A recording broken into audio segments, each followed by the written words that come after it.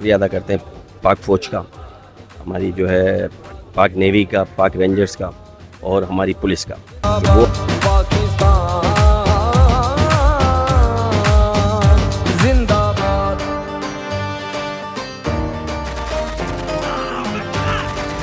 پاکستان کا جشن ہے. انشاءاللہ تعالی ہماری دعا ہے اس خوشی کے موقع پر اللہ تعالیٰ اس کو ہمیشہ قائم و دائم رکھے.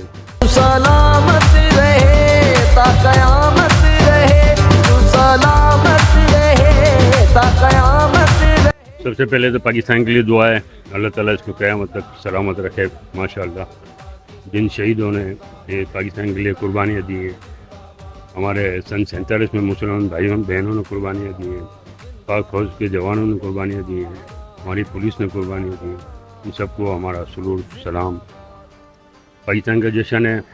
انشاءاللہ تعالی ہماری دعا ہے اس خوشی کے موقع پر اللہ تعالیٰ اس کو ہمیشہ قائم و دائم رکھے. پاک فوج پاکستان کی تینوں افواج کو ہمارا سلام، شہیدوں کو سلام.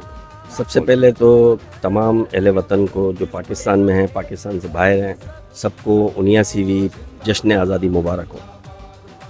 اور اللہ کا بڑا کرم ہے کہ ہمیں اللہ تعالیٰ کا شکر گزار ہونا چاہیے کہ اللہ تعالیٰ نے ہمارے کو آزادی کی نعمت سے نوازا.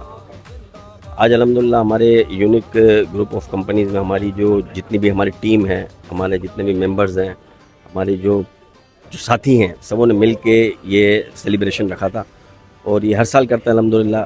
سب سے پہلے ہم نے اپنے جو پاکستان کا فلیگ ہے اس کو آویزہ کیا، اس کے بعد کیک کٹنگ سیرمنی کی، تو پھر دعائیں ہوئیں بہت ساری پاکستان کے حق کے لیے.